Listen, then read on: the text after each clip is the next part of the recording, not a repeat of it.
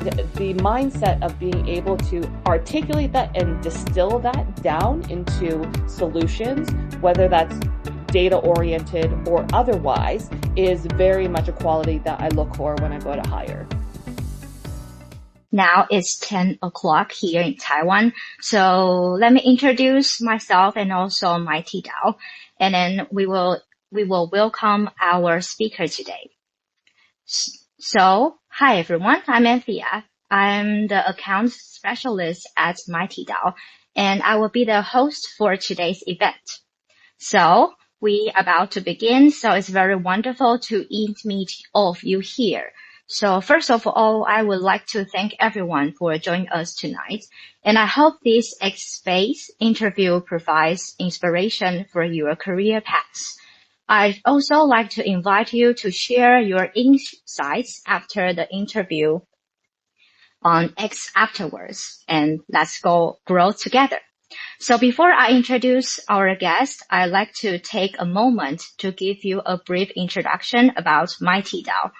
Our core mission is to connect high-quality talents with opportunities in the Web3 industry.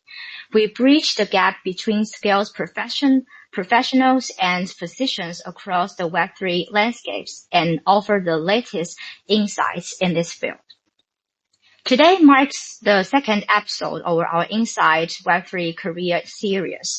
We're thrilled to welcome Emily, Director of Data at MoonPay, with a strong background in data analytics and leadership. Emily brings a wealth of experience from her previous roles at companies like Coinbase, Uber, etc. And today she'll share her views on the role of data in the Web3 space. So, hi Emily, can you hear us? And would you like to introduce yourself to the audience? Hi, yes, definitely. Can you hear me? Yes, I think so.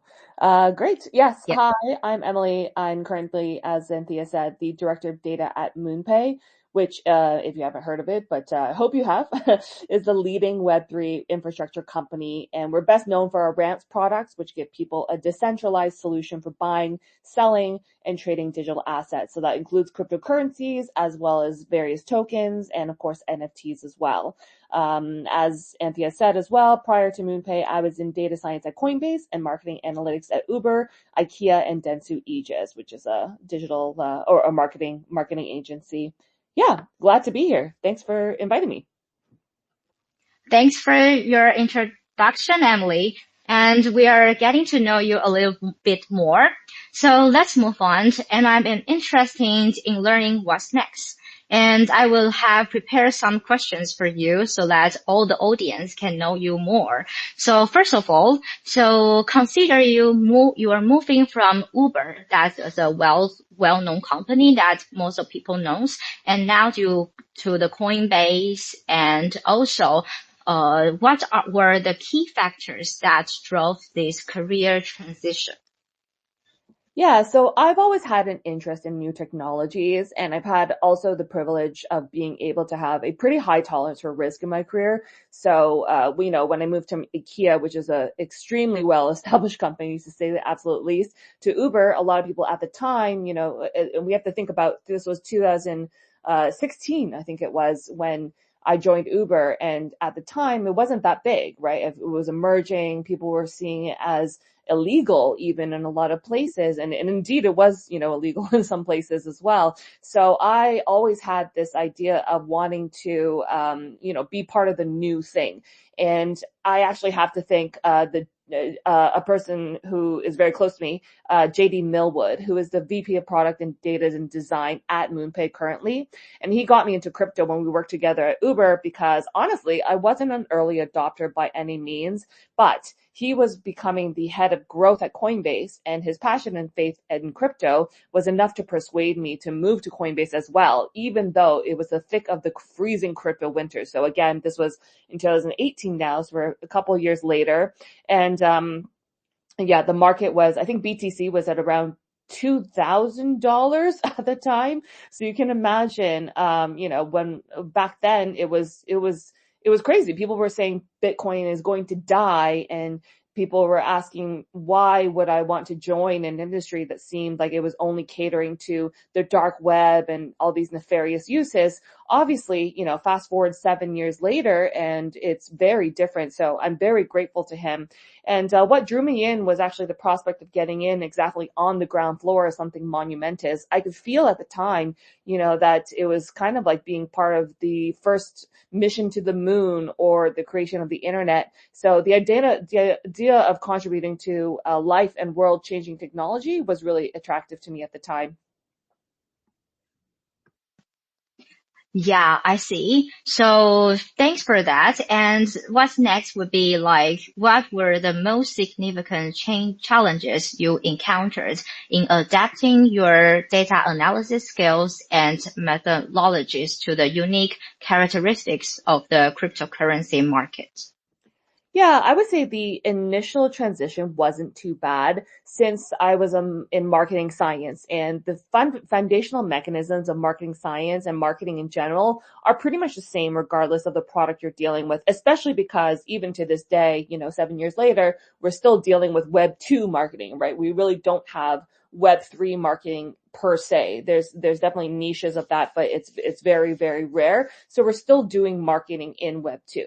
So, for example, marketing channel attribution modeling, determining ROI on marketing spend, experimentation like A/B testing, testing different creatives, measuring the effectiveness of email, or just marketing in general. Those are more or less the same as what I had been doing in my career previously. And so any methodology of descriptive analytics, especially, or understanding historical performance was pretty cut and dry. Where the challenges started to come from the difference between Web 2 and Web 3 were basically anything related to predictive analytics or modeling. And that's mainly because crypto markets they were and they still are pretty volatile. And especially, like I said, at the time in 2018, 2019 in the winter when Bitcoin was at 2000, I think Ethereum was like at 5, I don't remember, but it was very, very low, right? There was no sense of seasonality. So again, fast forward 7 years, and now we have this idea of like, okay, we can see that every year around Christmas time, for example, there tends to be a dip in the market because people are not interested in having those activities. But again, back then I had nothing to work with. So when we're talking about how, like our performance of the company is based on markets, it was extremely difficult to understand. So something like a lifetime value model. So this is something I helped build at Coinbase, and crypto products. They're not typical retail products, nor are they typical financial products. They're very much in a category of their entirely on their own. And so calculating something like LTV is very hard because the typical way you would do that is average revenue, some idea of average revenue per user combined with average retention rate, recency, frequency, that kind of thing. But how do you account for either or any of those factors when both fluctuate or all of them fluctuate wildly depending on market conditions? So for creating various predictive models, I had to get really creative with both the framing of the problem and the methodologies that I applied for the solution. I also had to get very comfortable, and this is still true to this day, but I had to get very comfortable with uncertainty. There's always, of course, when you work with data, a degree of uncertainty. Nothing's perfect. All models are just models. They're not, you don't only know what happened until it actually happened, for sure. However, in crypto, it was even more so, right? So I had to shift my mindset to solving problems in the short term while being fully aware that one, they might not be correct in the long run. And also they might not even solve the problem in the long run, or the problem is going to change on over and over again, as we have seen in the crypto industry. So I had to get away from all these perfectionist tendencies that I might have had. There's actually really no way to be married to any of the methodologies or solutions when everything moves so fast and is also unprecedented. That sounds interesting. So you mentioned about that was you as a transition from the certainty to uncertainty, you need to test a lot of methodology to see whether they can fit in the cryptocurrency or fit in this kind of field. So and you also mentioned about there is a mindset. So I'm just curious, how was that mindset influence you or mindset influence that you can transition from the certainty to into a very uncertain field. So that was a follow-up question. So would you like to give me some examples of that? Yeah, sure. So I think a lot of it has to do with well, forecasting exactly how well your business is going to do, right? In a typical e-commerce situation, for example, and especially if you're a long-standing e-commerce company such as Amazon or you can name a number of them, right? Is that you know in the past how your users behaved, how your stock was moving, not your stock as in your financial stock, but your actual stock of your supply, right? What supply looked like, what demand looked like.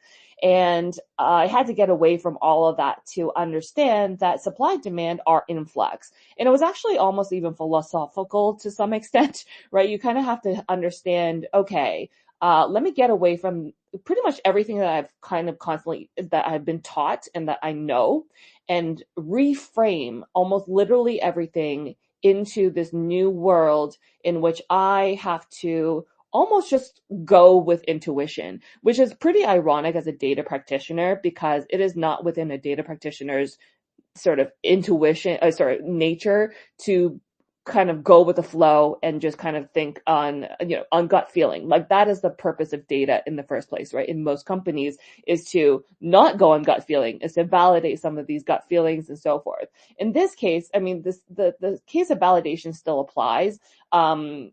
And that's also I would say, beauty of being in the crypto industry is that in other places where they're going to, such as, e-commerce, like classic e-commerce at, big companies, like let's just say Nike, Amazon, again, like I said, they're going to be resistant to things that they're not sure about. The appetite for risk is very low in most other companies. And in crypto, it's sort of like, what's the worst that could happen? We're already in a winter, and let's just try certain things. And, if it works, great. We have our own validation of our own hypotheses and we're able to move forward. And I think the case of crypto is very important to remember that it's better to just keep doing something versus being paralyzed with either fear or uncertainty. And so that was definitely a shift that I had to make in my mind. Luckily for me, personally, that is in line with who I am, as my personality. But I can imagine that, and I have seen actually on my team, for example, in other data teams that I've been a part of, that some data scientists especially are hesitant because that is counter in a lot of ways to the normal practice of data science, right? But yeah, it is actually very interesting. And so you kind of have to go on blind faith in some cases, but the environment is very open to that, which is great. Yeah, seems like as you share your experience, that's kind of like a very interesting transitions. And that ties in the next questions because you mentioned that your experience is transitioning from the Web 2 to Web 3. So how did you initially understand the skills required for a Web 3 data analyst? Roles aligned with the actual need. Can you share some of your experience about that? Yeah, for sure. I think there was a lot of expectations. Actually, there was a lot of alignment rather between my expectations and reality. If anything, my experience when I moved to Web3 and my first experience was with Coinbase, it surpassed actually the expectations in terms of what I was able to bring to the table. Even though, like I said, I was very new to, I was quite new to crypto. And so at Uber, I was one of something like 10,000 employees, which is massive. I was a very small cog in a massive machine. And this isn't to say that I didn't have any impact at Uber, but every crypto company I've encountered has to stay lean to weather the storm of volatile market conditions. This applies to Coinbase. It also applies to MoonPay. It applies to everyone that I've talked to who works in the industry. So I was surprised, with how much influence I was able to have almost immediately within a crypto company. And it is actually part of the reason why I enjoy staying in this industry. And so that's all to say that my skills in and of themselves didn't really need to change between Web 2 and Web 3. But being at a crypto company really gives you a lot more space, opportunity, and and a lot of ownership than being in other companies, which is honestly, it's not for everybody. It can be a bit scary, but in my case, it was ultimately very rewarding on many levels. Okay. So you mentioned about less kind of like change, and also for working in a crypto company, they offer you more opportunities, or you say like ownership. So can you give me like an example, like what's the difference, or what's what they give you those new experience compared to the traditional company that you work for? Yeah, so it goes back to what I was saying about risk as well, right? Just naturally, those who are in the crypto industry are more open to risk, mainly because, if we're being completely honest with ourselves, crypto is risky. Not only the industry, but even on a personal level, when you invest and et cetera, that tends to be the case, right? So in any case, that's definitely one of the factors. And the other one is that, yeah, structurally, most companies that I've encountered in the crypto space, including MoonPay, again, including Coinbase, until they went public, I would say, you have to be as lean as possible. There is no growth at all costs sort of model within the business, because you absolutely cannot do that. We do not know when the next winter is going to start. We are optimistic about perhaps never again, right? We're crossing our fingers for that, but it is very possible that that can come up very soon. And if you have a very large organization at your company that cannot, maintain their business throughout a winter, then you are going to have to, you're going to have to make some moves that are not super great, and also, for your company, for people personally, and of course, for the industry overall. So I think a lot of it has to do with people being in one position at a company, and they're the only ones taking care of those areas. So as an example, at Coinbase, when I was brought on to do marketing science, I was the only marketing scientist at Coinbase until 2021. So for 2 whole years, I was the only one, mainly because, yeah, there was no ability to hire for anyone else. We were trying to keep as lean as possible. And so that was very rewarding. And that was also a reason why I was able to, kind of lead in a way, even though my title and level didn't necessarily indicate that I was leading. And that made the transition to my position at MoonPay as a director very easy, because, essentially I was directing the area already when I was at Coinbase. And this was not possible at a company like Uber, as an example, as a counterexample, again, where there's thousands of people and where you're one of several, analysts or data scientists or what have you, that are, working at that organization. Yeah, such quite a big difference. And also, as you see, it's like kind of like lean. And also, even though you didn't have this like very solid responsibility that you work at Uber, but still make a fundamental like skill set so that you can become what you are now, who you are now. So let's talk to the next question. Can you describe a typical day in the life of a Web3 director of data? And we are just curious about how is your day usually structured? Sure. Yeah, I'm notoriously bad for having an actual routine. I've been trying to establish a routine I'm almost 40 years old, so 40 years basically. And I have not been really that successful at doing so, but I do aspire, hack my day to make it as efficient and productive as possible. And of course, and nowadays when I'm leading a team and, a leader at the company and also just a leader in general, I do make a concerted effort to not overload my workload. I am, the example of what good looks like for my team and amongst others at MoonPay. And I am not in the business, of making sure that everybody is, burning out by any means whatsoever. So I am very conscious of the balance between work and life. I'm also, of course, based in Europe, in which, work-life balance is very much part of the culture. So I try to make sure that those things are top of mind as I go to organize my day. But in any case, I don't tend to structure my days so much, but I do try to divide my week into prioritized focus areas. So for example, and this changes from week to week. So for example, this week I'm trying to read up on new technologies and methodologies. I'll spend about 25% of my time doing that. I have 50% of my time devoted to, for example, strategy and planning and so forth. So those are just some examples of how I divide my focus areas. And I like having focus areas because you don't end up being too prescriptive about what you're doing per day, right? If you were to say, oh, I'm going to do this one task, you end up having, focusing so much on that one task and forgetting about exactly what you're trying to do on the big picture level. So I really try to understand, and I recommend this to everyone here as well as to my team, to do the same. And it also allows you to break away from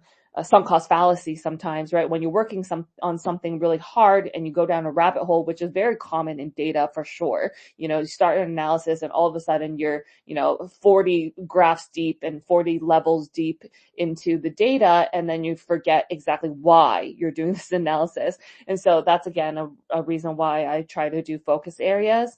I always try to reserve about 50% of my week for urgent matters, such as, fires that come up, incidents, any escalations, and of course for meetings and general duties.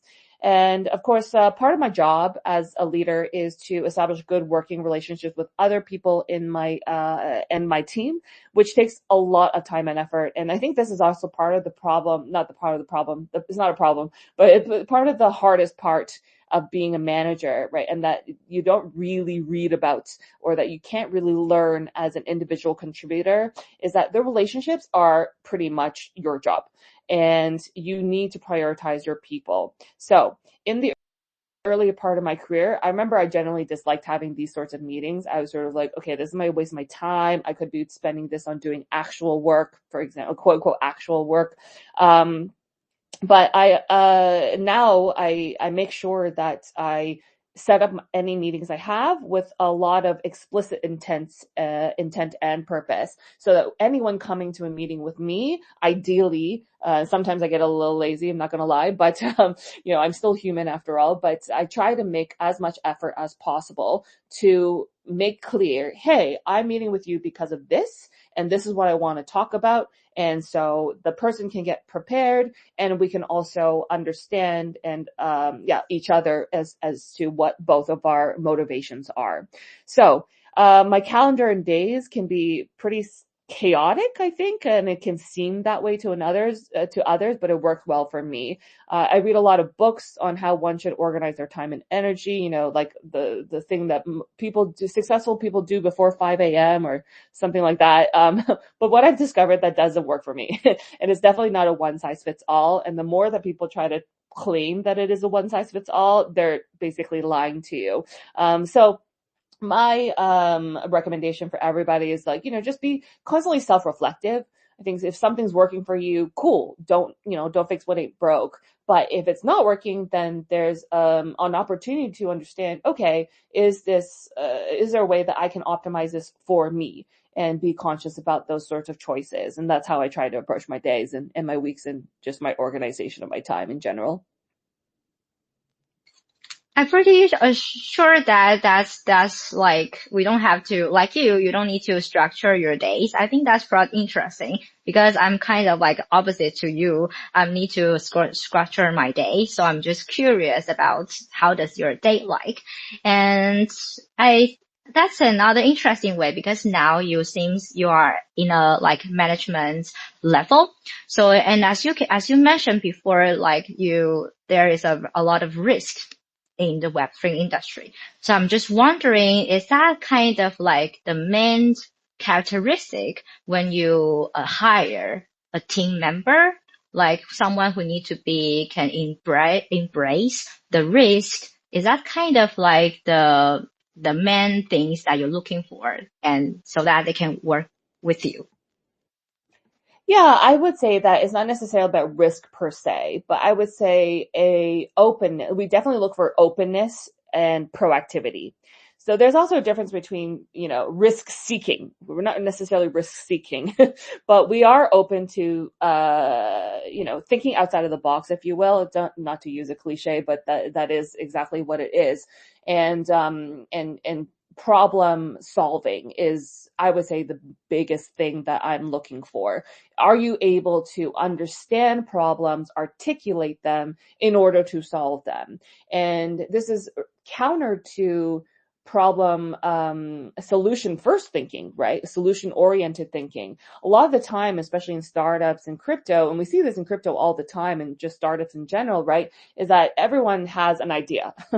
But those ideas, not every idea is created equal. Let's just be completely honest with ourselves. And part of it is because sometimes an idea doesn't solve any problem that anyone has. And there's a sweet spot, which is quite unfortunate, right? Let's think about the iPhone. When the iPhone came out, everyone was sort of like, who needs this? This is dumb. And now look at us, we're like 10 to 15 years later, everyone's more than into an iPhone or smartphones, etc. And that is an outlying example, though, of how there is a solution for something that people don't know about. In the vast majority of cases, I need people to understand, okay, what are our problems today? On multiple levels. So from the micro level, such as, okay, this piece of code doesn't work. How do I fix this? To the macro level of what are the business things that we're trying to solve, or what are the societal problems we're trying to solve, right? And the mindset of being able to articulate that and distill that down into solutions, whether that's data oriented or otherwise, is very much a quality that I look for when I go to hire. Okay, that's a good point because I know that most of the audience today, they are doing the situation that they are trying to find like you before, like they are kind of like finding a job and from the Web2 and Web3. So that I'm just curious about this kind of person that you are looking for. And thank you for sharing your opinion. So let's move on to the next one. So back to focus on the rule that you have today. So I'm just curious about drawing on your experience at MoonPay. So what are the most crucial goals and success metrics for a director of data in the Web3 space? Sure, yeah. So it's not exclusive to the Web3 space. I would say the measurement of the effectiveness of data and data teams, including myself as its leader within any company, Web2 or Web3 or what have you, is notoriously difficult because the impact of much of data work is either for enabling or is enabled by other teams such as product and engineering. So it's hard to articulate a lot of the time. However, actually, so that's background for why I hesitated for quite a long time, if I'm being completely honest, on settling on concrete, very ambitious goals for me and my team, because there's an idea of like, oh, can we do that? Can we actually measure ourselves in the same way that product does or that sales does? And while it's not necessarily the same, there are ways to make sure that you're still holding yourself accountable. So I would say that is one of the critical, I don't know if it's a goal per se, but it's definitely a critical factor in the success of being a data director, is to not be afraid. And it doesn't actually apply to necessarily being a director. It can apply at any level, is not being afraid to hold yourself accountable, right? It can be scary to say, okay, I'm going to shoulder that responsibility. And even if it's for me only, I mean, it's like kind of going to the gym, right?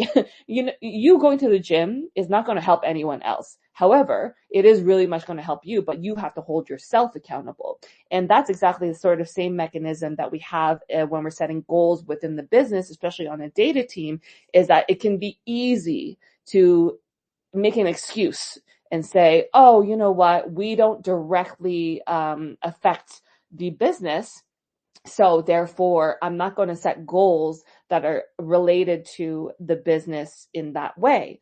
But again, you're doing yourself very much a disservice. You're doing your team a disservice by saying that, because you are well within your power. And again, going back to especially being in a crypto company where the lines between verticals, between departments, between functionalities, between disciplines, they're all a lot more blurry than at traditional companies. And you should lean into that and make sure that you are, using those blurred lines to create yourself opportunities as well as your team opportunities to do the best work that they can possibly do, and not limit themselves necessarily to, oh, I'm a data analyst and therefore this is the only thing I do. It's sort of like, no, you can be a product manager as well. You can help the product manager. You can help finance. You can do everything. And that's the beauty of data, right? Data is knowledge and information at the end of the day. And that information and knowledge can come in many forms. And therefore you don't have to limit yourself to, oh, okay, well, I'm only doing this today. You can be like, okay, today I do this, but tomorrow I do this other thing. So as a director of data, I need to make sure that my team and I are helping the business understand what success metrics are, and that we're measuring our progress towards those metrics and successes. And we also need to adopt those metrics for ourselves. So, for example, when the company's goal is to reach X amount of revenue or grow the number of transacting users by Y%, then those are also my goals. Those are also my team's goals, and so forth. And so I think there's a lot of opportunity, especially within Web3, to start thinking about your discipline as a means towards an end. It is not the end in and of itself, like I was saying. And it's really great to think about, and it's allows you to stop pigeonholing anyone, yourself or your team. And simply think of it data as at least I do this, I simply think of data as the catalyzing area of expertise, and we're all moving the business forward however we need to.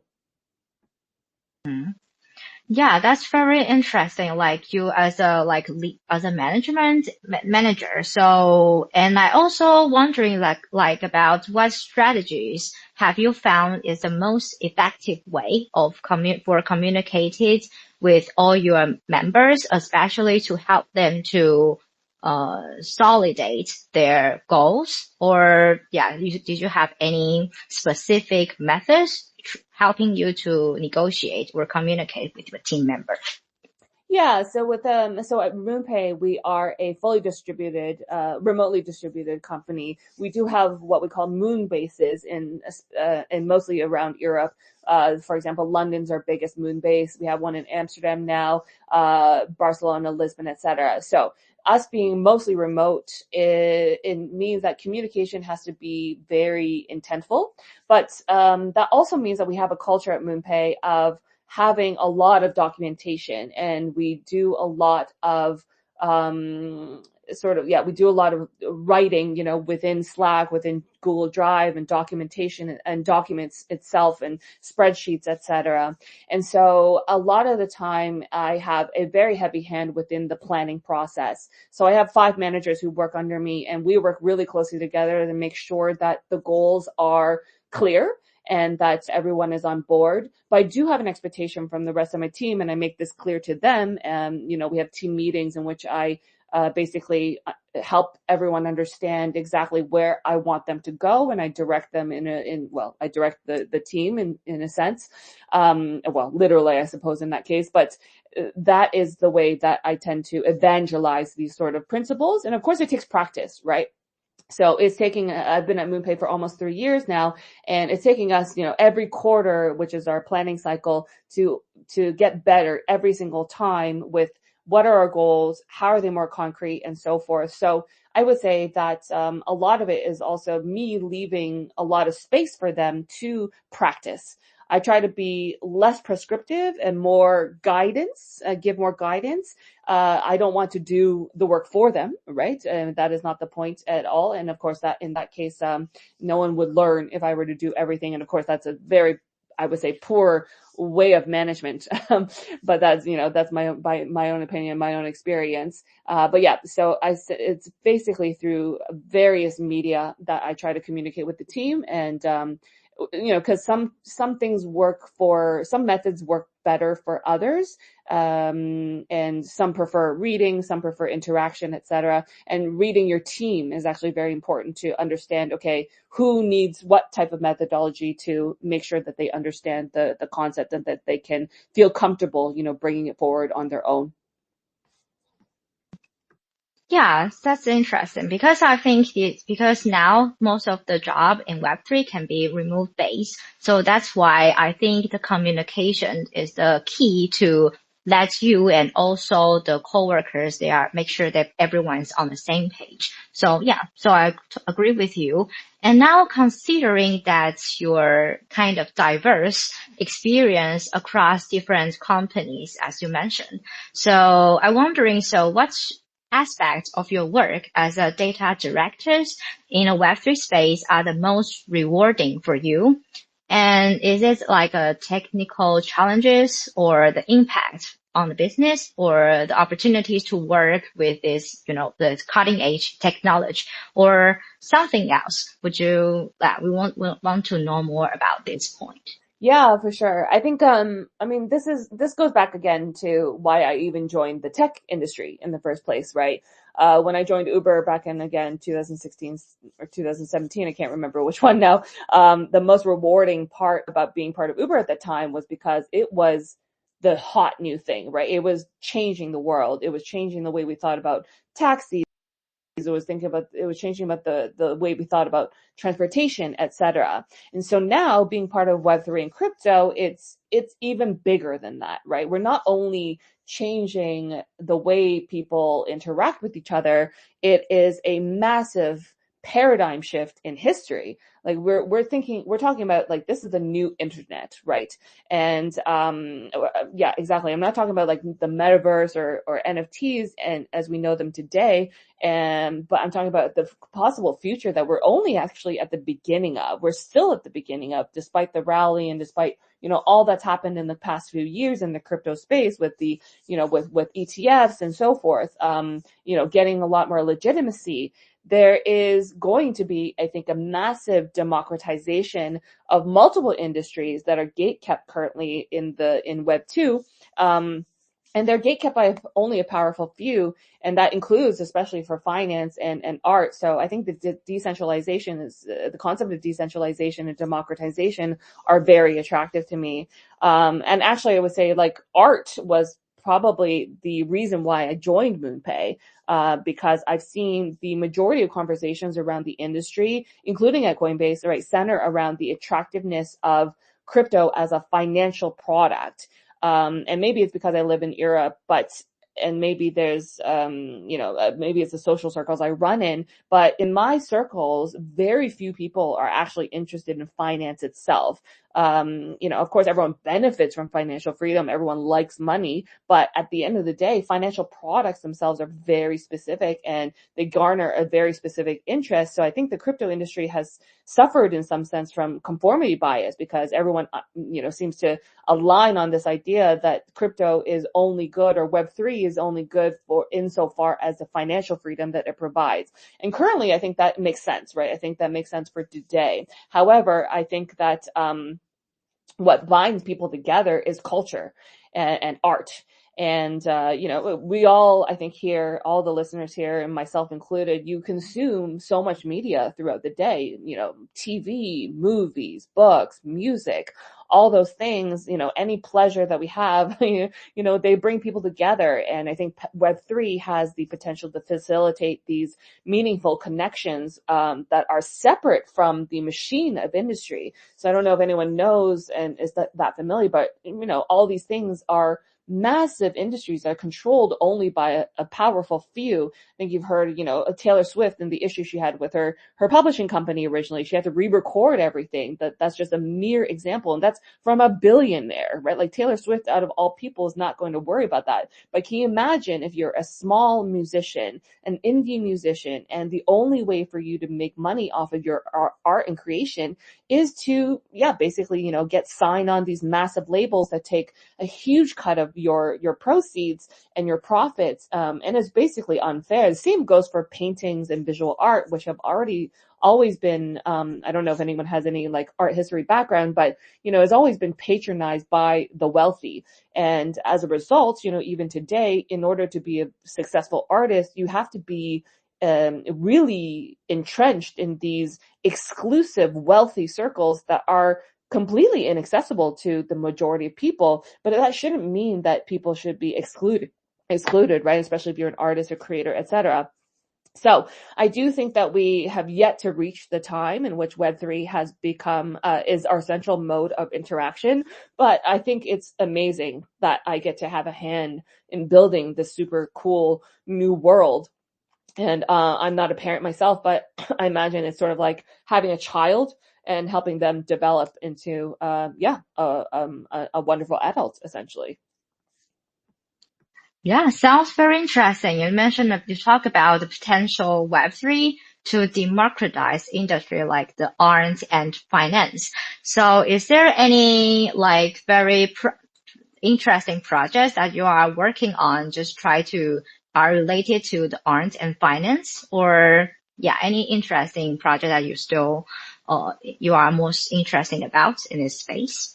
Yeah, so I think at MoonPay we have a lot of Web3 projects going on. So we have a Web3 agency called Other Life that does some really, really cool stuff. So last year we started a partnership with MasterCard, for example, that is essentially an NFT and Web3 on the back end. But on the front end, what it is really just user experience, right? And memberships and getting sort of access to parts of like things like the Grammy Awards and things like that, and tickets to football games, etc. And so that's just scratching the surface. And that is still, I would say, kind of like it's still not quite where we want to go to. But we are working at MoonPay on understanding how we can expand the ecosystem so that it is a lot more inclusive than ever before. And so, I mean, it's ironic that I mentioned the MasterCard one because that's almost the opposite, where it's like exclusionary to those who are on the Web3 platform, right? But it still is a sort of indication of where we can go with that, where sort of imagine having communities of, around artists. So I'm using, again, Taylor Swift as an example, even though she has an economy around her already, right?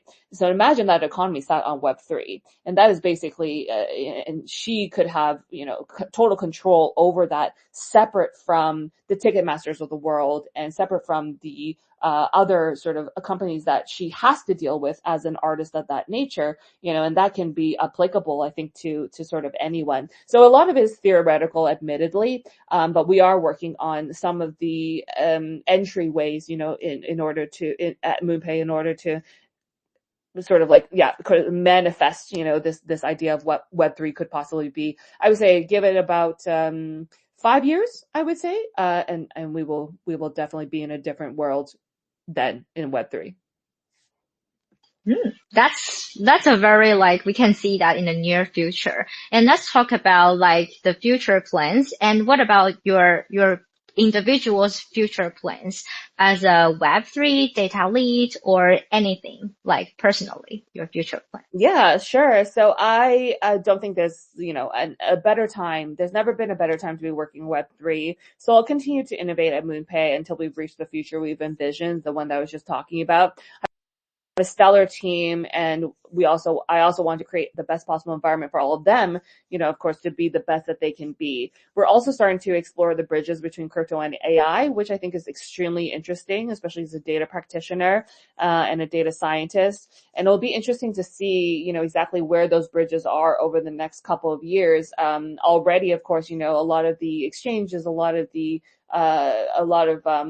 crypto companies are creating AI agents for specifically, trading. And of course, I think Coinbase Base has the developer hub AI agent as well. And that intersection will be really, I think, will be blowing up.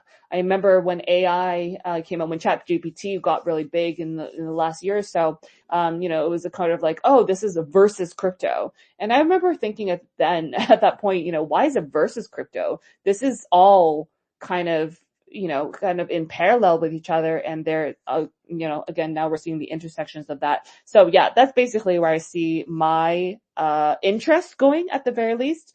And I will probably be at MoonPay for as long as I possibly can, as long as they'll have me, essentially.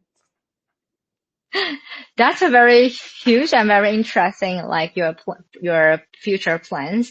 And based on like your own career path. So as you know, that most of the audience today that we are trying and seek to find a new job in the Web3. So I want to know, like, is there any particular advice that you would like to give all the audience or individuals as a good way to make sure that they will probably have a good transition, or they can find a good job in a Web3? Any advice?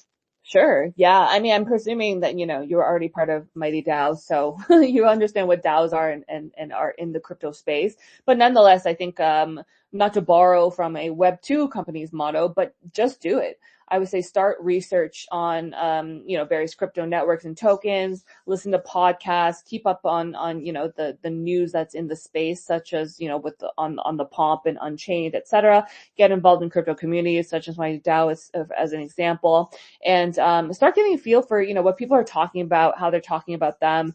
Find your tribe of like-minded folks. Like I said before, I think one of the things that we want to make sure we're focusing on is that we're solving, real problems for people. At the end of the day, I don't think we can bifurcate the technology from people. And so as long as you have this mindset of like, okay, I want to make things better either for myself or for other people or both, right? Then you will find yourself in a position where you will seek out, some of these opportunities or even build yourself.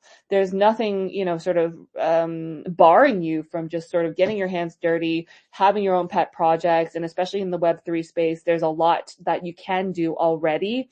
So for example, explore the data on Dune, get your own projects up and running, and, use that as an example to apply your skills. So if you are applying to, for example, MoonPay or other crypto companies, you should only look out for these sorts of factors to understand, okay, do you know the space, and are you able to understand the nuances of on-chain analytics as an example. But yeah, just doing it. There's no value in hesitation. I'll put it that way, and especially in crypto where everything moves at light speed. So if you hesitate, it's going to be over. And so you might as well just, commit and do that. And again, going back to when we're looking for hiring for data roles at MoonPay, which there are some roles open if you want to check them out on our website at moonpay.com. You are like your coding and technical skills are only part of the equation. A demonstration of being able to ask the right questions and create a narrative around, again, both the problem and the solution is very, very, very important. And it also doesn't require, right, any sort of technical skills, but it does require practice. So being able to look around the proverbial corner, this is also why it's important to get involved in communities, trying to understand what's coming. What are people going to be thinking about a year from now? What are people going to be worried about a year from now, and so forth? That will really help you establish yourself as someone who can, kind of bring value and not just to a company, but to, like I said, the world, which is pretty fantastic. Yeah, thank you for your very insightful experience and your suggestions. So I'm sure everyone here is as amazed by your experience as I am. So now I think it's time that we will give our audience to ask Emily questions. So all the audience, if you have any questions, and please click the microphone button below and request permissions to speak, and I will approve your request. And if you have any difficulties, you can try to send us a message And I think it's a very rare opportunity to learn more about the rule of data in the Web3 space and gain valuable insights from Emily's experience. So don't hesitate to ask the questions. So if you have any, please try to click the button on your screen. Hello, can you hear me? Yeah. Okay. Hello, Emily. I'm Raymond. I have a question about how do you prioritize your time between strategic initiatives, operational tasks, and hands-on data analysis or problem solving? Yeah, so I prefer to be flexible when it comes to prioritizing my time, so it can change from day to day. So it depends on what issues come up.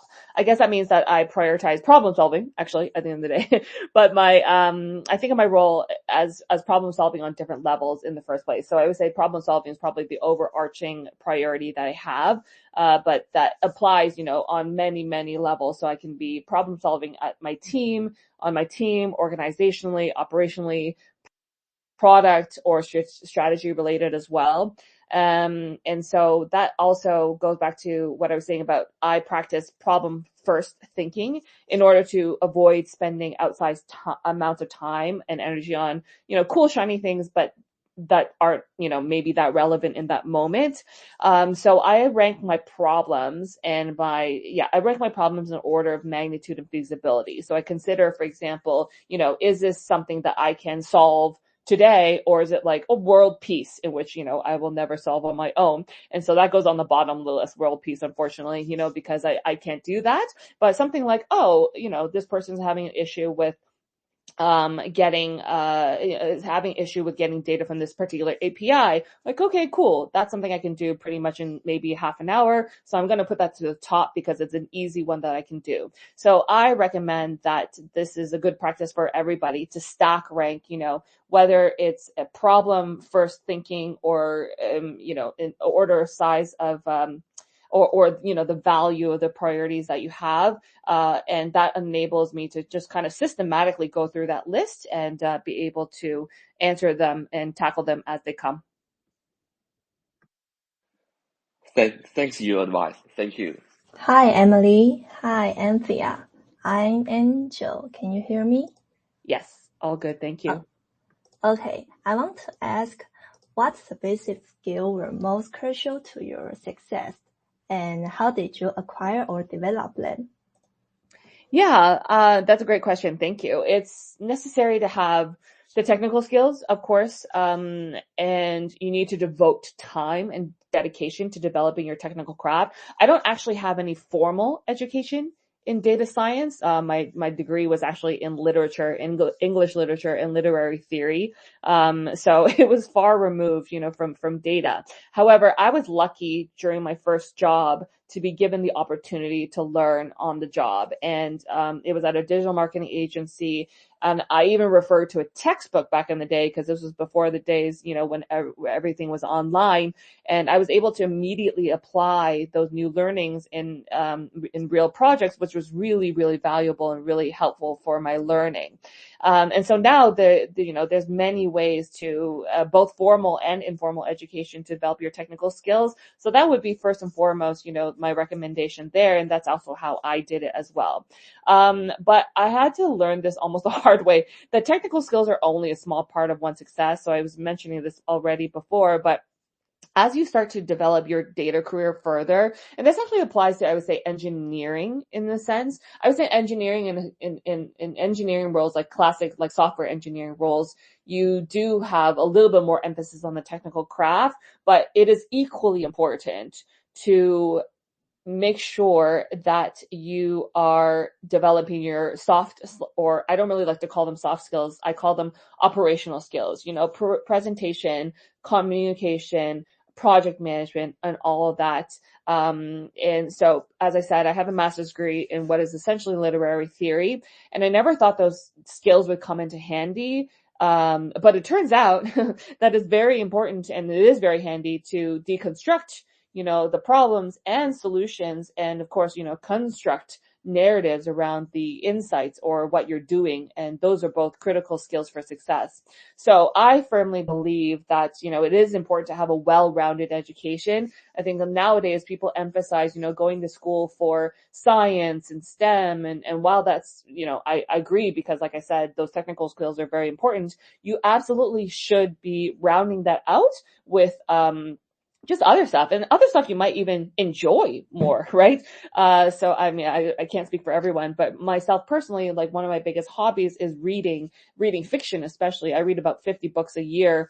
And, I think that this has helped me really understand, the nuances of humanity. Again, at the same time, we forget this, but when we're in business, when we're in science, what we're trying to do is really identify and find elements of humanity. And we're trying to serve human problems, right? So I think as much as you can, and don't be afraid, to shy away from, to lean into just immersing yourself in all these things. And you can just, say it's for research. If that's totally fine. Watching that Netflix show, might seem like it's not great, but you are engaging and critically thinking ideally about, what is going on in someone's reality, and ideally that you can apply those, across the board to the solution that you're coming up with. Thanks for a good question. Okay.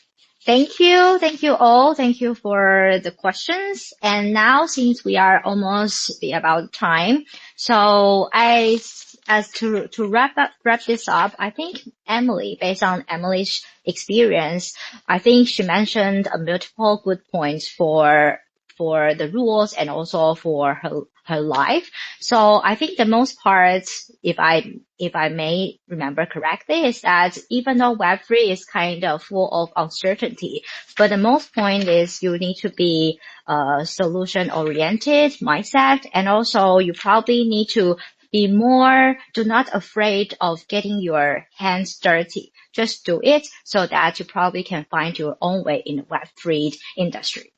So thank you for your valuable insights, Emily. And I'm very happy that all the people joined us meeting today. And if you have any key takeaways you would like to share with the audience, please feel free to do so on Twitter or on anywhere on the social media.